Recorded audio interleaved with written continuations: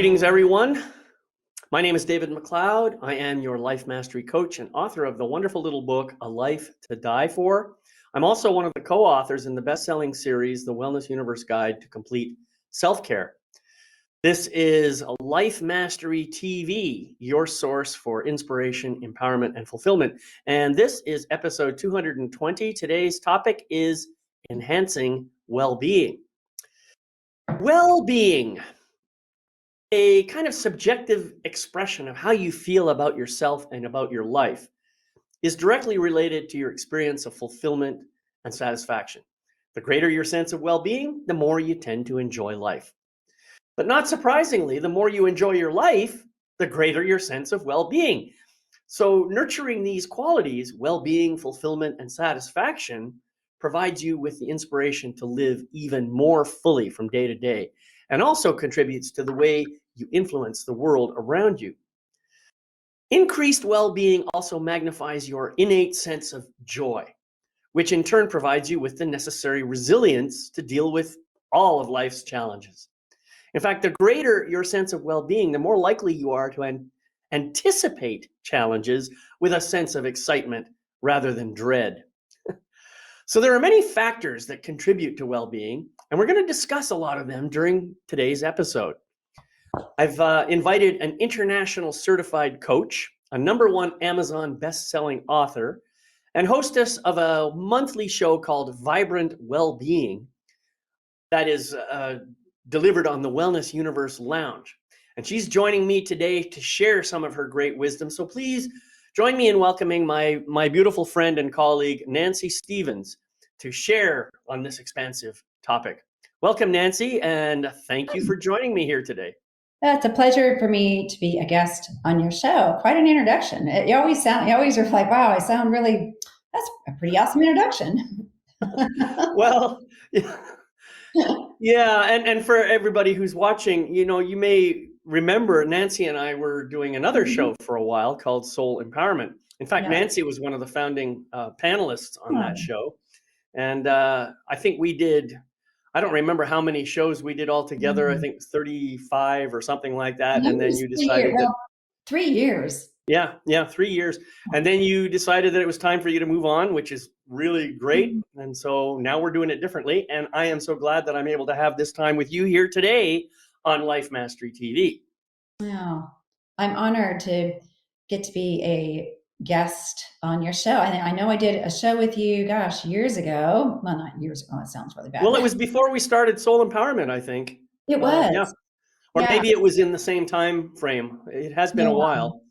But I knew it was long overdue. I knew I had to get you back on the show because I just enjoy your presence and your wisdom so much. And you have a way of talking that is very, very different from a lot of other people that I engage with. And I find that very inspiring in some ways. And not only inspiring, but kind of uplifting, Maybe those are the same two different words to say the same thing.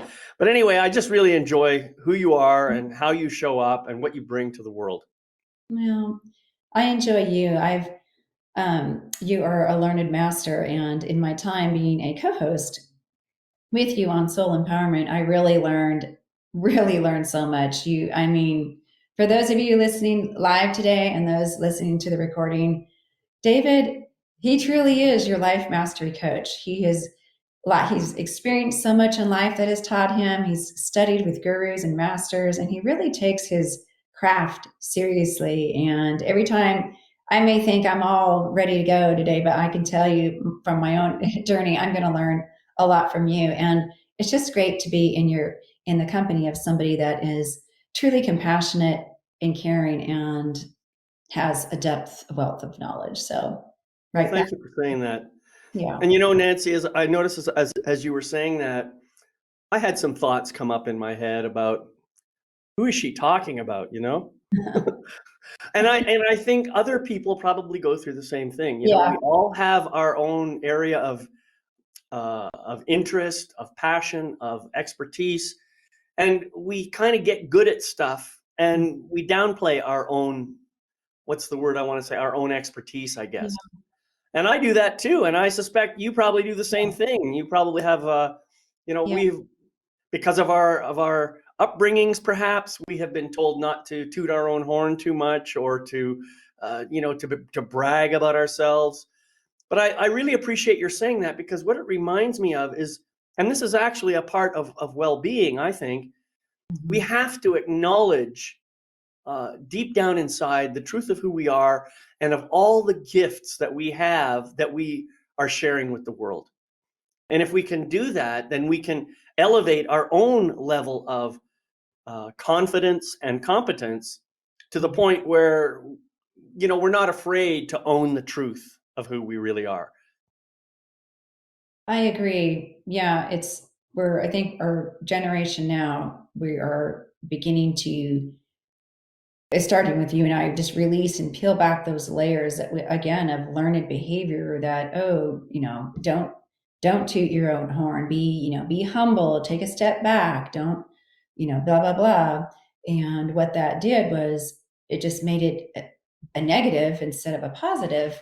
But it is okay to lovingly, obviously, share your gifts and talents, your insights, your skills, your own entity with others in a way that's not bragging or boasting or whatever, but lets people know, because how can people be supported and helped if we're so busy being quiet because we've been had this old Mm. messaging um, to get the help they need. So yeah, I'm the same. I come from that generation where I was told, keep quiet, don't share what you've done, or this and that.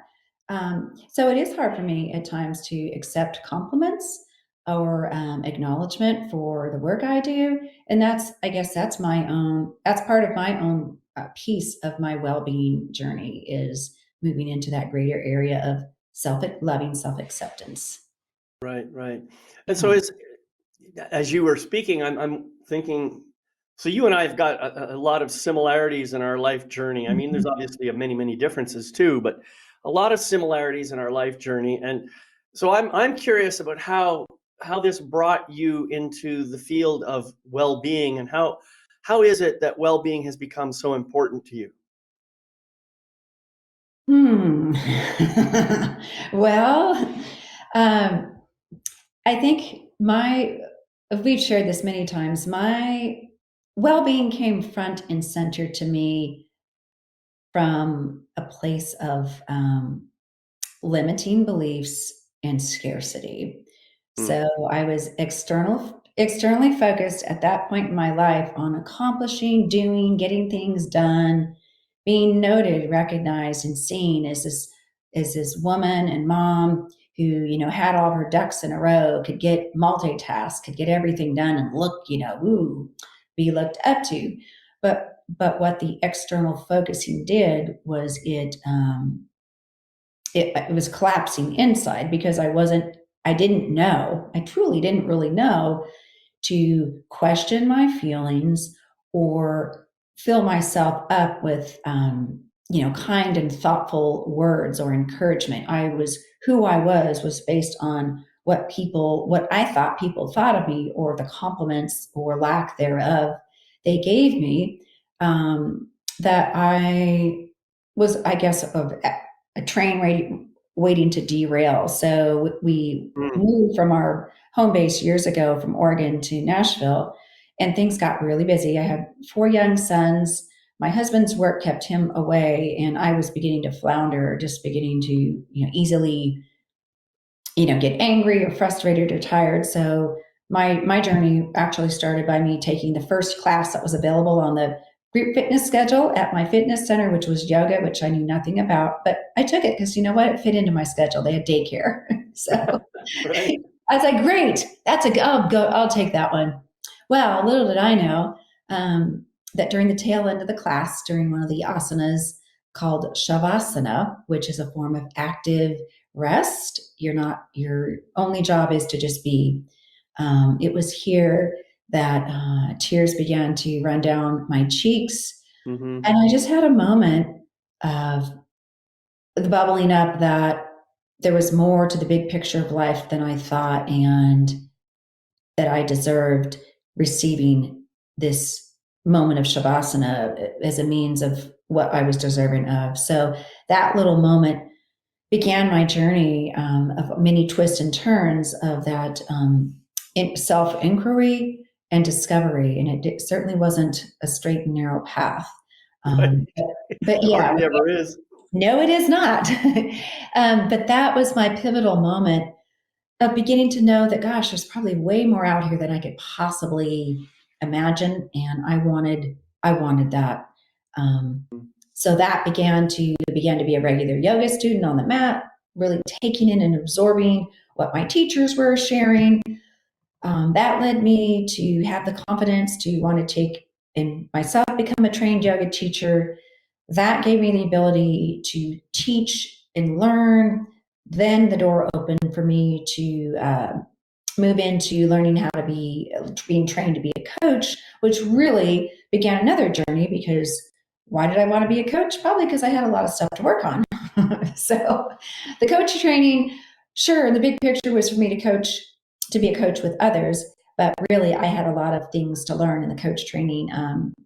Really opened things up for me, opened them wide up for me to begin to discover and untangle the mass within me through tears and joy and frustration and Sure. wins.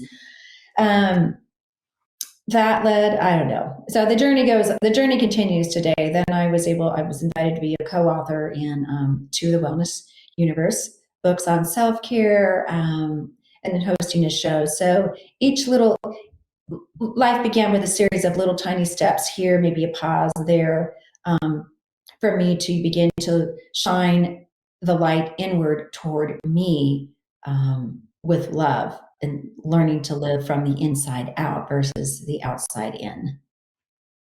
Yeah, beautiful. Yeah. Yeah, and I think that's often the way it goes for people, isn't Yeah. it?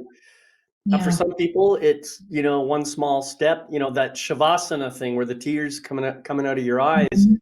that probably gave you an awakening of some sort that Mhm. something's not right here, and yet at the same time, I feel so good here. So you had that combination of joy and sorrow, I think, happening at the same time, and that Yeah. was probably a beautiful experience. I know I've had the similar kinds of releases that have Yeah. happened in my life, but other people, I guess, they have more chaotic forms of wake Mhm. up. Mine Yeah. was very much that way. A lot of the similar energies going on, but I was refusing to look at it for so long that it took a pretty violent shakeup for me you know, to come out of it. There was something else you said that just brought a chuckle into my heart. And I wanted to say, so you were talking about these people who appear to have all their ducks in a row. Yeah. And I know what that expression means, but in my mind I was thinking, I don't think I've ever seen anyone with ducks, let alone ducks all in a row. But I was thinking, I know what you mean, the proper upright, the one Yeah. who goes in a straight line, doesn't deviate, the very direct warrior kind of energy. And that's a good thing, but that's not necessarily exactly who you are. Yeah. So part of what I'm coming to here is we often look at other people and say, "Oh, I'd like to be like that," or "I like that quality in that person," or this or that or the other thing. And the truth of the matter is, well, we all have those qualities, otherwise we wouldn't see them in other people. And it's just a case of learning how to bring them out. That's all. And Mhm. the other thing that I think we have to be careful about comparing ourselves, because sometimes we can look at someone else and see something that we like and then beat ourselves up because we believe we're not like that. And that's Yes. really when things can go wrong and become, uh, you know, depressing and, anxious making and all that kind of stuff. So Mhm. anyway, my brain just goes into all kinds of weird Oh yeah. directions. I can't help it. All right. So well-being. Now, given the path that you've taken and your well, the route that you chose to get to where you are now, Mhm. what does well-being mean to you? What does it really mean? Hmm. Well, I would say my definition today is well-being for me means having a physical, spiritual, emotional sense. I know things, I know I'm in my well being zone when I am calm in my center. That means my mind isn't jumping from, I mean, my mind's constantly going to be jumping, but it's not like flitting from this issue to that, to that, to that with concern or fear. I'm able to appreciate being in the moment, my time with you, or when I love nature and really being drenched in the energy of nature. I feel, oh, I can't explain it, but I know my well being is when my whole body and mind feel very calm and open. I don't have physical tension or a heaviness for me. I get like a tightness in my chest or shoulders. So I know I am in my optimal well being zone when my physical body doesn't have a lot of felt stress. I can breathe and I'm calm. Mm. So I'm really working on tending and cultivating this sense of being calm. I certainly have lived plenty of my life being maybe chaotic or out of calm. So today, my well being definition is being very calm no matter what's going on. I mean, we can't stop the life events happening or personal events, but that doesn't mean I need to jump ship and just catastrophize, just worst case scenario. So that's my well-being definition of what it looks like and feels like for me to have Right. total well-being. Yeah, yeah, I can resonate with a lot of that.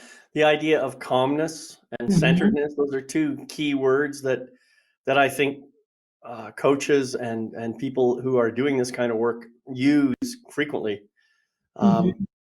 and so, what does it look like for you to, let's say, regain that centered state, that calm state? If you happen to find yourself in an agitated energy of some kind, how do you bring yourself back to that calm state so that you reconnect to that sense of well-being? Well, that's easy enough. Well, easy enough, but hard enough. So last week I had a rough week. I was really concerned. I have elderly parents. They were really struggling with health issues. I don't live anywhere near them. I'm out of state. Um, I had overbooked. I teach a lot of fitness classes in the morning. I had overbooked myself, adding on more classes to help other instructors. We would come back from a trip. I was working to just unpack and get my feet back on the ground. So I was completely disconnected or agitated about what was I thinking?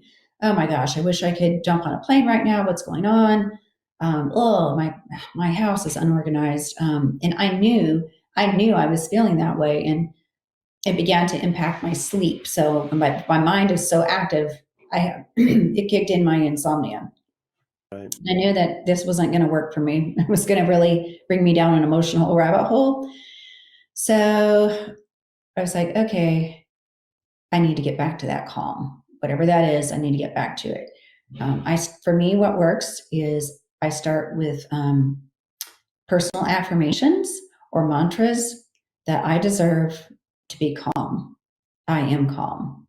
Mhm. I really do a lot of that, really like over like a replay, a recording. What also works for me is to get out in nature. For me, that particular invitation outdoors, we have a beautiful hiking trail next to us, or even if it's walking my dog, I become much more calm and grounded in nature because now all the trees are, back leaving, there's birds. So I use the physical element of nature with my affirmations, and just telling myself that, I love you and I deserve, or you, Nancy, deserve calm. And so I begin to make that shift. What else do I need? Well, maybe I need to get off all my devices by 8 o'clock at night so my mind isn't constantly going there. I'm going to take some deep breath. So it's a combination of physical and emotional, and spiritual that really brought me back down. It took me a week. I was really up there, but I knew what to do, and I knew that how I was feeling was not well-being, to bring myself back to today, which Right. I'm feeling very calm and centered. Yeah. So that's great. And so you talk about, affirmation, being out in nature, uh, just putting yourself into the situations that encourage calmness to begin Hmm. with, Yeah. and then reminding yourself that you deserve to be serene and calm and relaxed and all the rest of it. Okay, that's great. Now I know that for myself, when I get agitated, just switching off and trying to go into that calm state doesn't Yeah. always work for me. I sometimes have to do some physical activity. Just like it doesn't have to be anything really major. I mean, just going for a walk with my dog is enough to kind of keep the body moving and let that energy flow. In what way? If it's if it's more intense than that, I can do some intentional what I call crazy dance. I'll go upstairs in my loft or something and I'll just start jumping around. And unfortunately, with my lungs the way they are right now, I can't do that for very long, but it's enough usually to help dissipate some of that energy. Once that's done, then I can find that meditative center and get back to it. So yeah, there's a million ways of doing it, of returning back to the grounded, centered space. And I think one thing that I like to tell my clients is trust your body. Mm. Your body is it's not just a vehicle that we walk around in and carry. I mean, it's got an intelligence of its own, and it's going to do what it needs to do in order to keep itself healthy and so forth. And sometimes it's actually saying to you, "Hey, I need to move. Come on, move. Yeah, move the. Oh, that feels better right there. Yeah. And then do the other one." The body says, "I need to do that." So listen and trust the body. And maybe the body needs to say, "I need to lie down just flat on my back, on the floor, not on a bed, on the floor. I need that hard surface to support me right now." Well, listen, see what happens. It doesn't mean you have to stay there the rest of the day. Just a few minutes. Like you said, Nancy, you do your Shavasana. Now, I don't know what your practice does, but typically Shavasana is about, 5 to 10 minutes long. Mhm. And it's a really intentional relaxation process where you're really allowing your body to just kind of settle into the ground underneath you, whatever you're on the floor or on a mat or Mhm. whatever. And doing that helps to relax all the muscles in the body.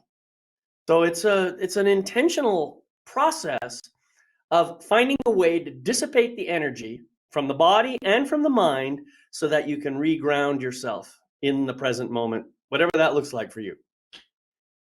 You nailed it. That's exactly right. So to your listeners, if you are feeling you're in a season of life where you just have multiple things going on at once and you're starting to feel, like you said, disconnected or agitated or just really ramped up, even with having a lot going on, you have the ability to take a few minutes to listen to the wisdom of your body. Okay, what do I need? Do I need to take a time out? Do I need to exercise rigorously or sit quietly or walk in nature or listen to music? That's another thing. Listening to music or laughing or calling up a friend and joking. Like knowing that, okay, how I'm right now is not optimal.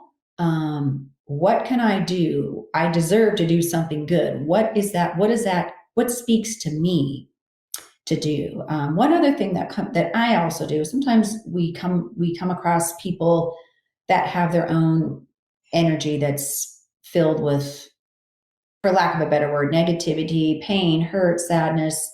And being healers, it can be, if we're not conscious, we can unknowingly take on their energy. And that starts to make you feel like, why do I feel heavy all of a sudden or burdened or bothered? So like I said, I'm around people constantly as a teacher, and I don't have say who comes to class. But if I start to notice a shift in my energy, like I went into the teach with a great mood, and I noticed that, I kind of, I guess physically or emotionally, I draw like this mental circle around myself that I get to keep my energy within me, and I stay out of their energy. theirs is theirs. I don't let the energies merge. And that gives them their space. I have mine to do my thing.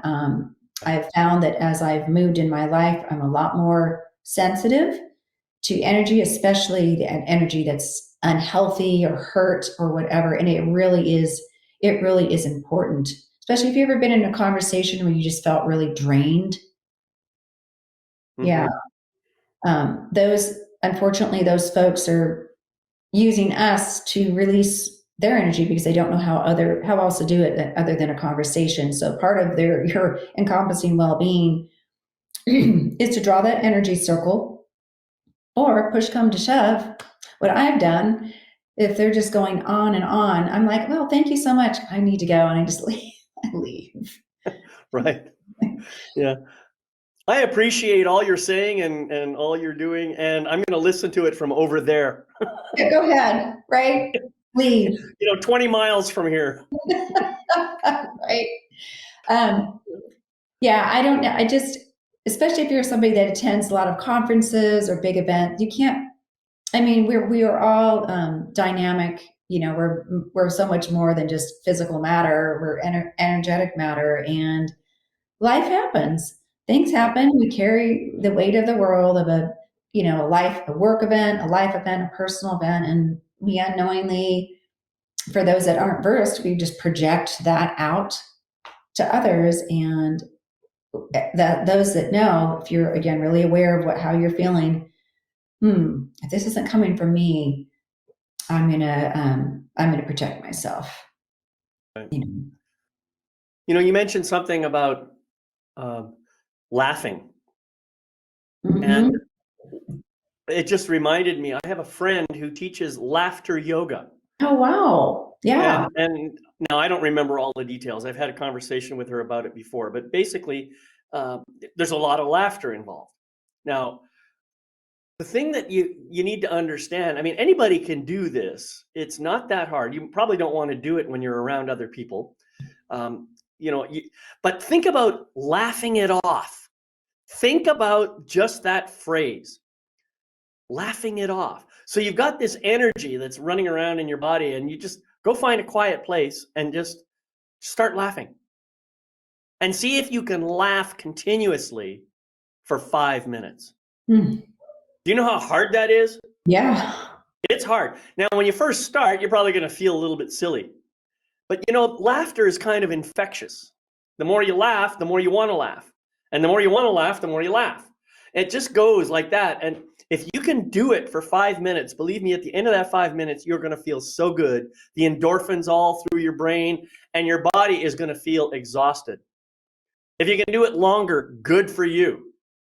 And I really, really encourage people to give that a try. It's an awesome way of getting back to the natural joy that's part of who you are. Yeah. Yep. Laughter is good stuff. Yeah, I actually have on my phone. I don't do it often enough, but I have some, yeah, just funny family videos on my phone. So if I'm having a bad day or whatever, I just pull those videos up, and it just makes me smile and laugh. Yeah. So, Right. Well, see, you're using an external tool to help trigger the laughter, and that's great. And I love laughing when I see certain videos and stuff, and when I see them, I post them on my Facebook page. oh, But yeah. the what I'm talking about is just walking into a quiet space and making it like a laughter meditation almost, where you are deliberately just trying to create the energy of laughter within your body to help dissipate all the other energies that are there and to bring you back to that center place. You're not being distracted by some external stimulus to help make you laugh. It's Ooh. as I said, I've tried it a few times and I completely forgotten about it until you mentioned laughter here. And I'm glad you reminded me. I might bring that back into my practice. Yeah. Well, I'm glad I reminded you. But yeah, that's something that we probably don't do enough of. But that is, and it's also really good physically to gets the muscles, the diaphragm muscle, the lungs. It's really good. It's good for you to laugh. That's right. It does Yeah, good. and I mean, I have to say, with what's going on in the world today, it's hard for people to imagine laughing because there's a lot of stuff going on in the world that is anything but funny. And Hmm. yet, I know that there are people out there who are trying to find the humor even in the darkest situations. And I appreciate those people because they remind me that life really is worth living. And laughter helps me to reconnect to my own sense of who I am and to my own well being. So, yeah, I'm glad you brought it up. I thank you. Here's to a good laugh today. Everyone, go out and laugh. That's right. Let's do that. Well, and I mean, when I'm doing these shows, I try to keep it light and humorous anyway. I'll hear things and I'll just laugh out loud. Why not? What else have we got in life if we can't laugh at it? True. Yeah. So let me ask you this. Oh. Why does well-being matter so much? Not just to you, but to Mhm. people in general. Well, we are put on this earth. We were not put on this earth to suffer and struggle and be oppressed. We were all given the gift of life to thrive. And what is thriving? What is that? Well, that is in having, establishing, and cultivating and enjoying total well-being, which is, I call it an energy, but well-being incorporates being physically healthy, being emotionally healthy, spiritually healthy, the subgroups of being socially healthy, intellectually healthy, financially healthy. The more we can tend to and care for these aspects in our life, the healthier we are, and the more we'll be able to shift our perspective when or stay in a different state when things happen that are not good, that instead of us going down the drain, so to speak, we're able to stay positive and look to that situation or event as a means to help, or what can I learn from that. And our ability to cultivate our own well-being gives others the ability to cultivate their well-being. So if we are not caring for ourselves and unhealthy, well, all of those maybe in our immediate circle, I've seen this so far. If we're not healthy, then we're not modeling to our immediate family health. So they're not. Maybe they are going to struggle. It's just a foundational element of living fully, Right. and it's available. It's not available to those who were quote born with the good life, or you know, it's just available to everybody. Like I said, it's an energy um, that is up to each of us to desire to begin to cultivate Right. one aspect of a time. Yeah. So I get it that well-being obviously associates with health in all its various different Yeah. forms. And I like what you said about when I'm not modeling a healthy lifestyle or a well-being lifestyle or anything like that, then I'm actually modeling the opposite of that, and other people are affected by that. And it Hmm. reminds me of the idea of throwing the ripple in or the stone into the pond and causing the ripples. Everything we do is like that. Every choice we make makes another ripple. Every way that we show up has an impact on everybody else, on everything else around us. So if our energy is, kind of drawing down, then whatever we're rippling out is going to affect those other people and everybody else in the same way. So if we can learn to uplift ourselves, what we can do then is expand out those ripples and hopefully uplift other people at the same time. That's a beautiful metaphor to Hmm. remember. Now, that doesn't mean that you're not going to be impacted by someone else who's maybe in a negative state of Yeah. mind or whatever. That's going to have an impact on you. It might draw you down. So you have to be aware of it, and you have to allow yourself to work a little harder to bring that energy up and ripple back and counter effect that's what's coming at you. And Yep. so that's a really important aspect of this whole well-being cycle, I think. And as I said at the beginning, the more in tune you are with your well-being, the better your life goes. And the better your life goes, the better your well-being. It's a cycle that you create for yourself, right? So you can make it better or you can make it worse. It's a choice that you make every single moment. And so It what do you really is. think are the benefits then of having a higher level of well-being? Well, studies show that people who tend to their well-being in in myriad of ways um, have stronger, healthier immune systems. Maybe have can alleviate anxiety and depression. I'm not talking about a clinical depression, but those who tend to their well-being are tend to be maybe less depressed or able to get themselves a little bit out of that, less anxious, a healthier immune system. Being attending to your well-being can improve your immune system. Maybe you can enjoy a more sound sleep when you're tending to your well-being. You have the ability to have a more present, mindful, positive appreciation of things with with that attending to that well-being. So I mean, the benefits on on a physical level are just tenfold. Yeah, like I said, I mean, there's just I can't even go. It's just so much that tending to your physical well-being benefits and improves so much in your life. Well, then guess what? If your physical well-being is you're tending to that, that's going to trigger your emotional well-being to increase. Because if you are struggling, for instance, with some life habits or issues that just make you feel heavy or fatigued or bloated, your emotional is going to follow that, because if you're not feeling it physically, that impacts your emotional. So if you're just going to work on your physical well-being, you've got yourself feeling good energy, well, that's going to increase your emotional well-being.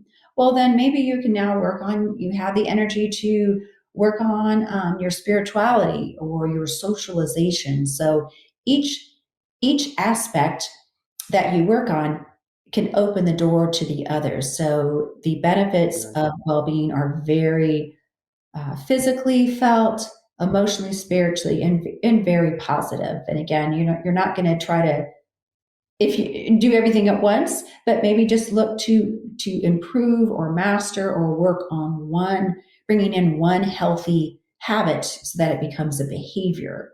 Then that will begin to really open the door to other things moving your way. Right, right. And as all of these things start to improve, I guess you're obviously going to see improvements elsewhere, like, and they're going to show up externally. For example, you're going to feel probably more creative. Maybe you'll get back Mhm. to that painting that you were so interested in doing, or maybe you'll start writing poetry again, or maybe you'll take up the guitar or the piano and start plunking away and see what happens.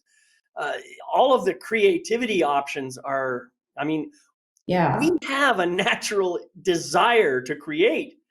So the more we have that well-being, the greater that desire becomes and the more we begin to express it. So that's a really powerful thing. Excuse me. And in the same way, because of the enhanced well-being, we also have, I would say, intellectual well-being Mhm. that comes along as well.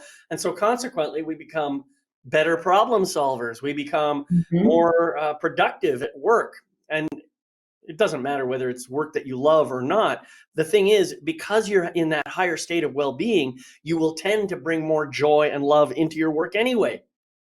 And so even the drudgy work, or that's a terrible word, the work that you don't like so much could become more enjoyable, you know? It's Mhm. it's an amazing thing. I think it's very, very important. So, do you have anything more to say about the benefits? Well, you brought up some important points. So let's just say you're somebody that is depleted physically, and you're going to start there first with improving or working on your physical well being. Well, then you may notice that, wow, I'm more creative at work. I'm more productive. I can contribute as a team player. I'm able to have more clarity. So the benefits are can be seen across your career, in your relationships.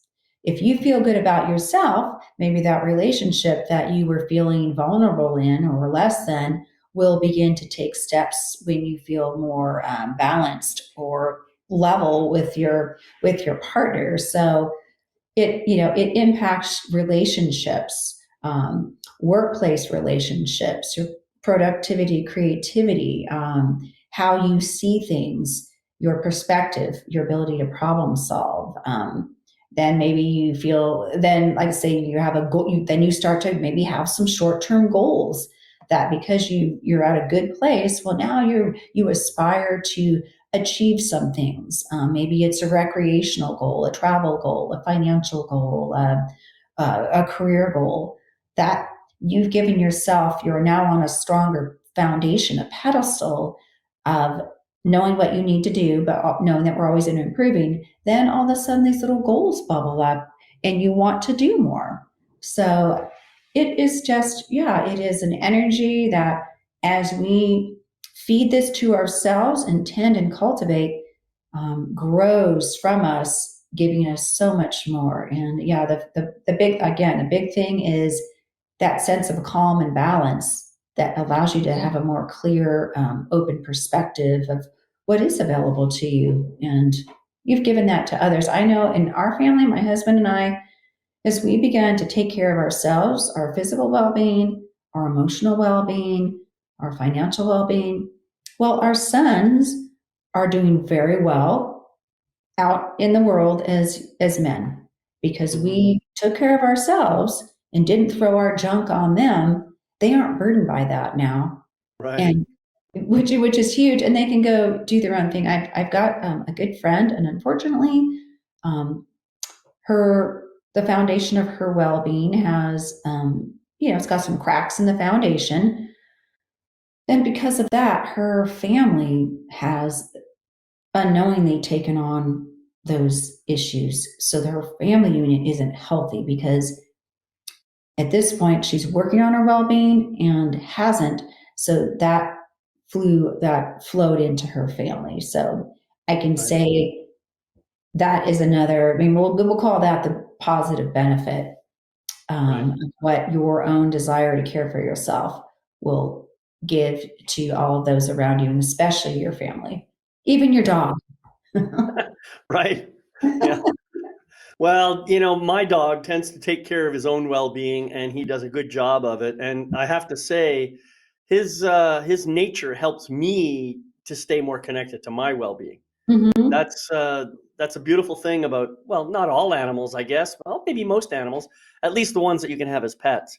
They all have this quality about them that helps us to feel love and attachment and connection, and it's a good feeling, and that's all part of well-being too.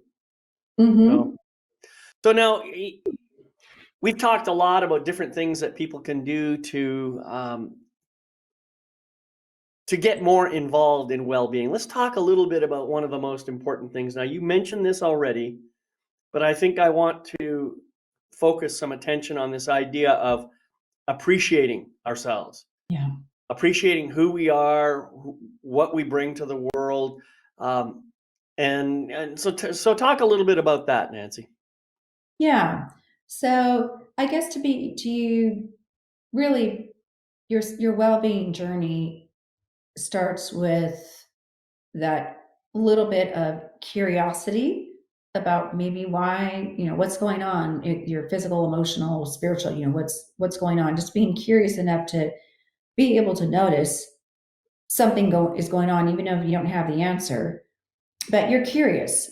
And maybe deep down there's a little voice that says you deserve to you deserve to explore this, investigate this. And that would be that little voice is that little tap of asking you to begin to appreciate yourself. That was a really big deal with me, with my well-being journey. I suppose in wanting to please everybody else and to get external validation, I didn't value I didn't value my self-worth. I had self-worth issues, Hmm. maybe thinking I don't deserve to do this. I have to do this, this, and that. I don't deserve this extra time. I shouldn't do this. I'll do it later.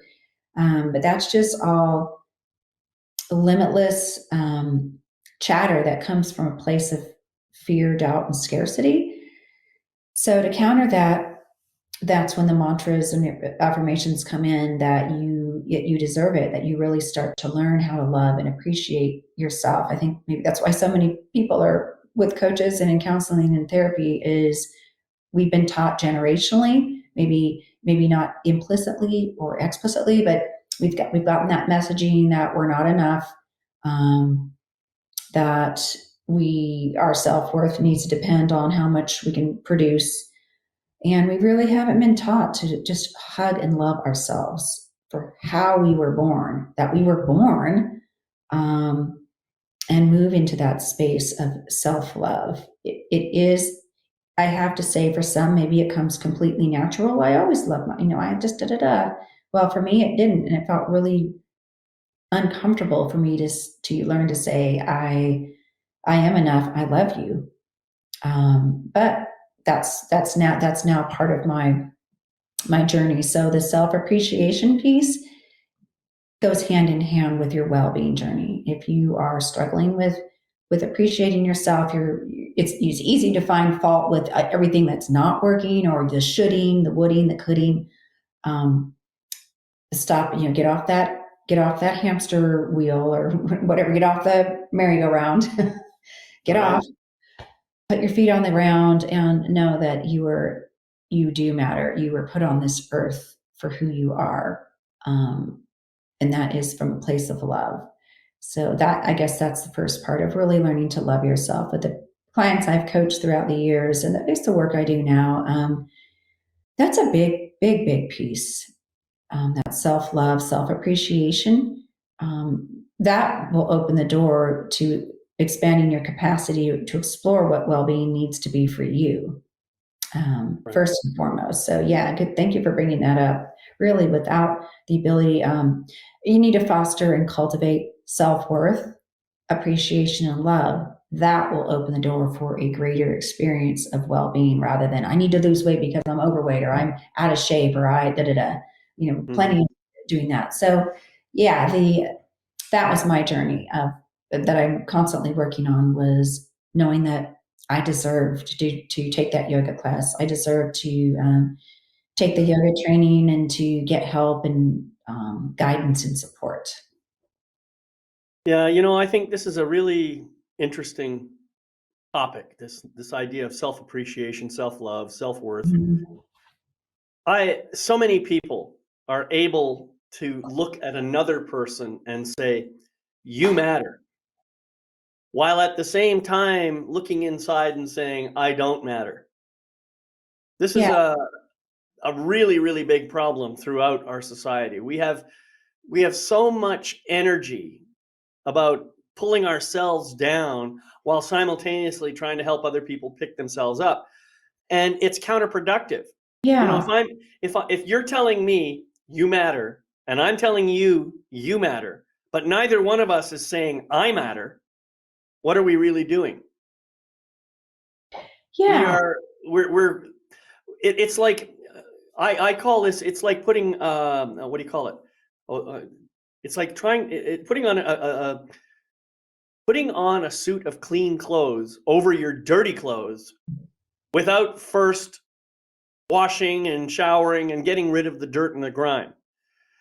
We do this a lot. We try to cover over our weaknesses by saying mantras, saying affirmations and stuff like that.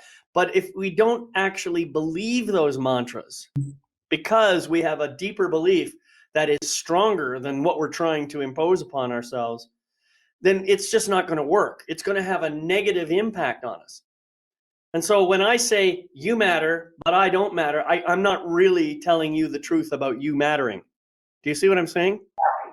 yep, Because if I understood that I matter, then I wouldn't even have to say to you, you matter. I could simply hug you and say, I love you and you're amazing, right? This is a mm-hmm. beautiful thing that we can do when we learn how to love and appreciate ourselves, when we learn to understand that, as Laura DeFranco says, I was born, therefore I matter. Mm. And that's her simple statement. She says that to everybody. You were born, you matter. Your fear is boring. It's That's true. what she says. I love Laura. She's a real hoot. That's awesome. Well, that is, I think is that a generational, a learned societal pattern where we're here to lift others up.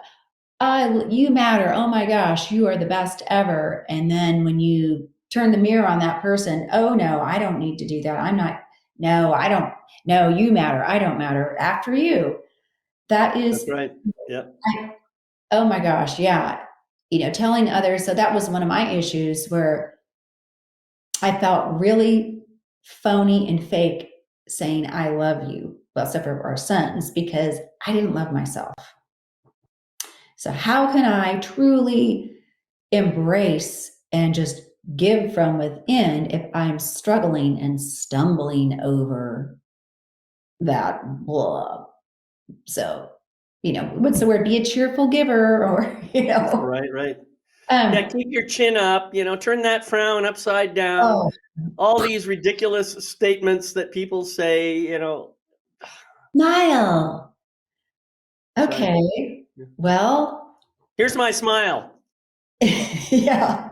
But that you just hit the nail on the head when it's as we truly love ourselves, our idiosyncrasies, our character, our flaws, our uniqueness, and just accept it and not get constantly run back into it. Oh, that we will, you're right, we won't have to tell somebody you matter.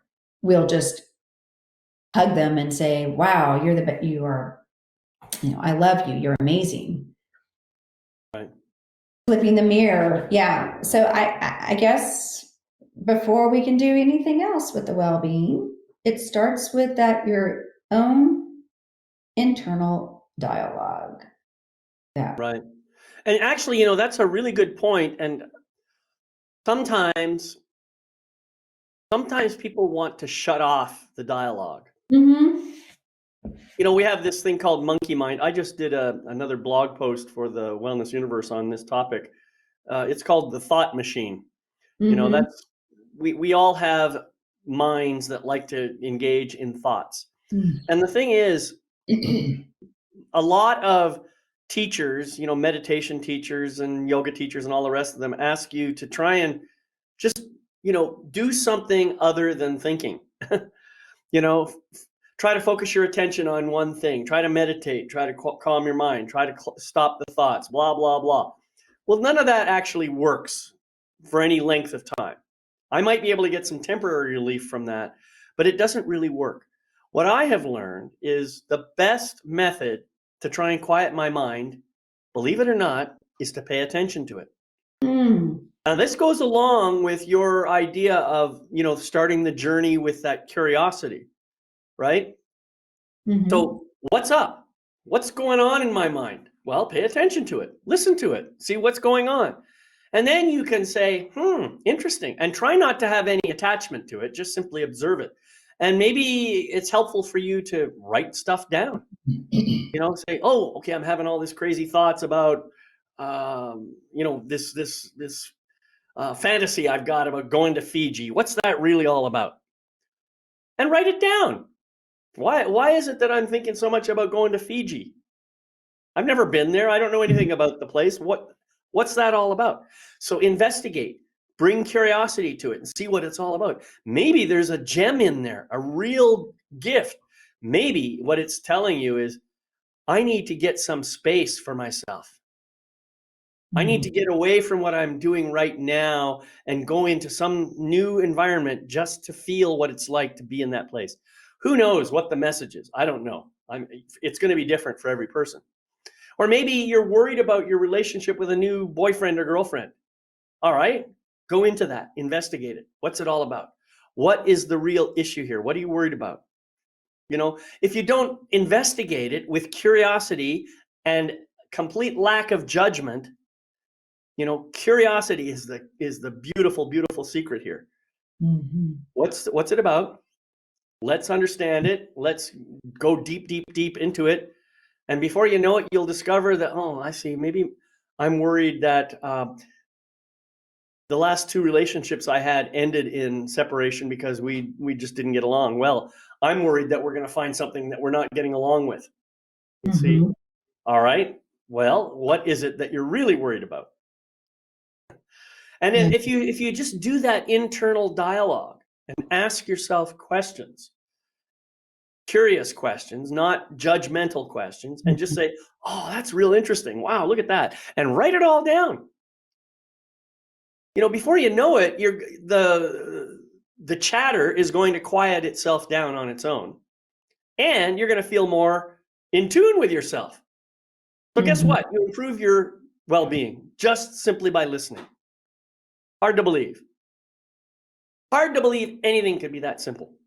I know it doesn't have to be complex. That is actually yes. So giving yourself permission amidst the myriad of thoughts. Maybe you're blaming your thoughts on what somebody said, a conversation, a life event, whatever. But then, again, appreciative self inquiry. Is it really true that I'm feeling crappy right now or whatever because of the world event, my personal event? What what's going on here? Maybe starting out, just taking a few moments quietly and asking yourself those questions. Going downstairs, like we said, getting into the shadow, walking downstairs. I've done that myself when I felt my mind just again that lot of chatter. All right, what is this alerting me to look into? What do I need to investigate? Oh, okay. Well, last week I was really concerned about my parents because I love them, um, and I don't have control. Oh, I was feeling really frustrated. Well, oh, it's not my journey. I don't have control of how much longer they'll be alive and what they are wanting to do. Oh, okay. Well, what's the main entity? I love them and I'm going to miss them when they pass. Okay.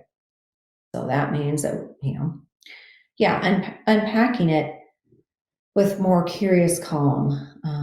And then you Right. just, this weight has been lifted. Another technique that really works is the locus of focus. So let's say you have all these things going on, you're juggling lots of balls in the air and, feeling that you own all of them. Well, I have to be concerned about my husband, my spouse, my children, my blah blah blah. Those are all mine. Well, then it's like, okay, draw some circles and see what is truly yours. Do I really have control over the weather? No. Okay, that I'm going to take that off my plate. Do I really have control over what I want my spouse to think or feel over what's going to happen? No. Okay. What do I have control over? My ability to be present with that. It just starts to lift a weight, like really asking yourself, like for me, do I really have control over my parents stepping up and getting some more home health, even though I've told them how much this matters, it's important, da, da, da. Do I, in the big picture of life, do I physically, spiritually? No. Oh, move it over. Got But it. Yeah. the locus of focus, that is another means of opening up yourself to have more foundational, maybe emotional, I guess physical and mental health and well-being. It's a little exercise to do as well the extra, dancing or breathing. So there are a multitude of things we can do in the moment to enhance, to bring up our well-being level, and then bringing all the big picture things in. Yeah. Beautiful. Well, Nancy, believe it or not, it's almost time to wrap up Mm. here. We've been going and covering a lot of good stuff over the last hour. Before I close out, I want to give you a chance to talk a little bit about your program, Vibrant Wellbeing. Do you want to share a little bit about that? Sure. Well, in fact, Um, I've got a show coming up. The next Vibrant Wellbeing show is tomorrow, which is Thursday, April 20th. We go on air live on the Wellness Universe Lounge. It's at 6 p.m. Eastern, so you would adjust that. Tomorrow, my guest is Leah Bolin, and we are unpacking strategies for sound sleep, which is, I can't wait. So my show, Vibrant Wellbeing, I host it once a month. It's on the third Thursday of the month, and I interview guests. In fact, David is going to be you are going to be guesting for me, I believe, in May What's next coming month. up that soon, is it? Yep. So Okay. Market Founders for David is going to share his magnificence. Yeah, we go live once a month, the third Thursday of the month, and we're an hour. And together, myself and my guest unpack any and all topics that do with your beautiful, vibrant well-being, because it's just so needed and so timely. And that is, yeah, that's the work that I do. So it's just been an honor for me to be one of your guests today on Life Mastery TV. Beautiful. Well, thank you so much, Nancy, for being here. It's been a great conversation. We've covered a lot of good ground, and I'm sure that there's plenty of nuggets of great information here for people, whether they watch the live or whether they're going to watch the recording. So Mhm.